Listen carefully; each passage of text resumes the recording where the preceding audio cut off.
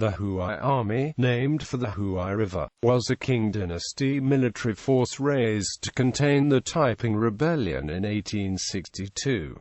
It was also called the Anhui Army because it was based in Anhui province. It helped to restore the stability of the Qing dynasty. Unlike the traditional Green Standard Army or Eight Banners forces of the Qing, the Huai Army was largely a militia army, based on personal rather than institutional loyalties. It was armed with a mixture of traditional and modern weapons. Li Hongzhang, a commander in the Xiang Army, created the Huai Army in October 1861.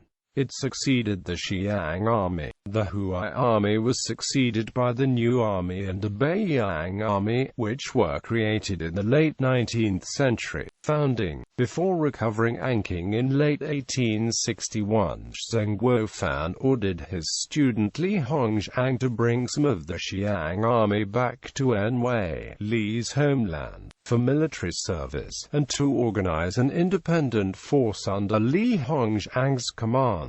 The total strength was 25,000 soldiers. This force included some Taiping soldiers in Anqing who had surrendered. Li combined these forces into one army, and after 3 months of training they fought the first battle, the Battle of Shanghai. Li Hongzhang was in overall command of the Huai Army, which was part of the new series of regional armies, known as the Yongying, introduced into China after the Anhui Rebellion. Unlike the Manchu Eight Banners of the Green Standard Army, officers in these regional armies were not rotated. The officers chose the soldiers under their command and formed paternalistic relationships with them. These armies were equipped with modern weapons. History. Officers from the Anhui Army such as Cha Li and Piao also studied Western military drill overseas in Germany. General Zhou Shengshuan was the Tongling of one of the Anhui Army's best units in Zhili. He encouraged the purchase of modern, foreign weapons to Li Hongzhang. The Anhui Army's paternalism and the relationships between soldiers and officers was praised by General Zhou. General Zhou also practiced nepotism in his unit.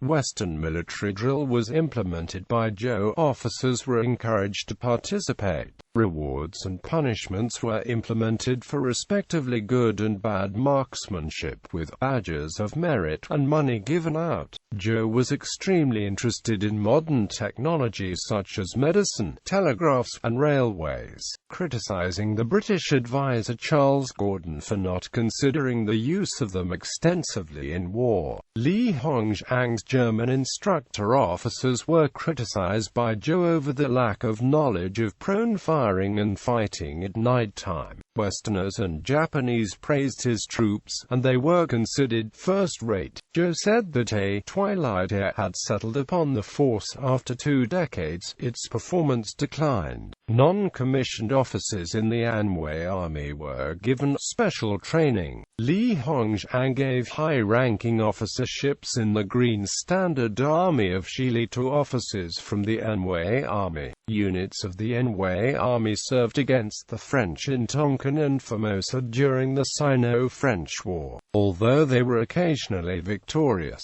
they lost most of the battles in which they were engaged. Anhui Army troops were stationed in various provinces all across China such as Zhili, Shanxi, Hubei, Jiangsu, and Shaanxi by the government. Around 45,000 in total.